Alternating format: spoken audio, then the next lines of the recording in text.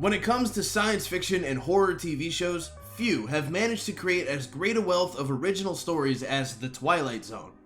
From 1959 to 1964, Rod Serling and his band of iconic writers drummed up one iconic episode after another. The first Twilight Zone run was a fountain that consistently sprang with haunting yet accessible representations of various socially conscious messages, and while doing so, hardly ever adapted any pre-existing stories. However, the 80s revival wasn't afraid to venture into that territory. Few episodes from the 85 to 89 run are as indicative of its creative tendencies as Grandma. Not only is it 20 minutes of pure 80s TV horror, it's also an adaptation of an obscure Stephen King short story. This run of the show had episodes directed by horror legends like Wes Craven, William Friedkin, Joe Dante, and Tommy Lee Wallace.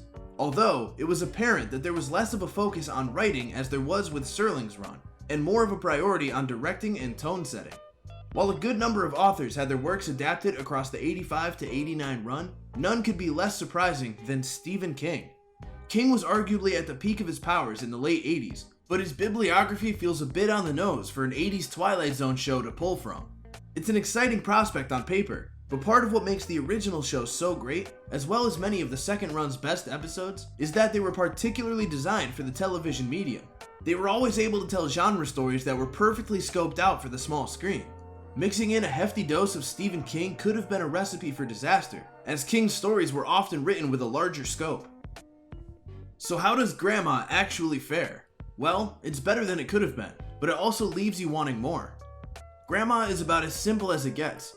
Essentially, it feels like a whole lot of time killing to meet 20 minutes. This works well in some ways, especially in the first half when we're waiting for the horror to strike. Unfortunately, this episode doesn't really go anywhere. There's an enjoyable 80s cheese factor to the episode though, with its light synths, American imagery, and overly dressed up and spooky room that Grandma lives in. It's a solid enough King adaptation, adequately capturing the vibe and appropriate story beats of his work for a 20-minute episode. If you're looking for the ultimate meeting point of The Twilight Zone and Stephen King, then Grandma won't exactly scratch that itch, but it is the closest you'll get.